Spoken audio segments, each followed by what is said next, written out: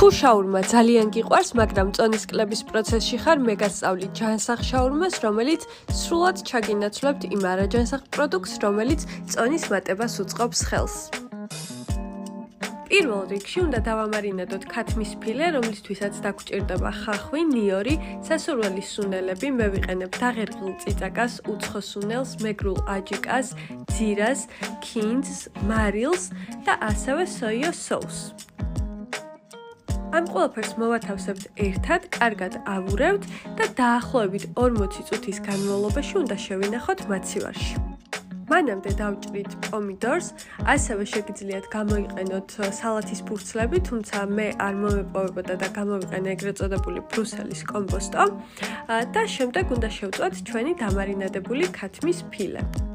ვიდეოში რაც ჩანს, ეს არ არის სრულად ცხიმი, ქათამი იყო ძალიან წვნიანი, შესაბამისად ჩანს ასე. კეჩუპისა და მაიონეზის ნაცვლად მე ვიყენებ ტყემალს, რომელიც არის სახლში მომზადებული და უშაქრო.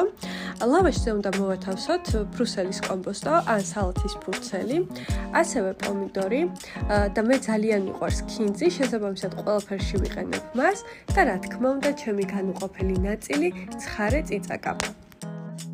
შემდეგ ვათავსებთ ჩვენს შემწვარ ქათმის ფილეს, რომელიც არის უგემრიელესი და მე ძალიან მიყვარს ყველი, შესაბამისად ყველსაც ვამატებ ხოლმე მცირე ოდენობით.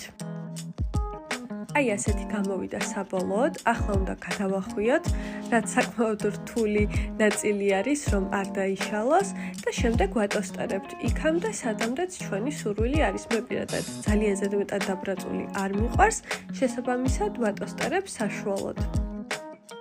გამოდის საკმაოდ დიდი ზომის, შეგიძლიათ ორმა ადამიანმა გაინაწილოთ, არის ძალიან წვნიანი და გემრიელი, რაც მთავარი არის ჯანსაღი.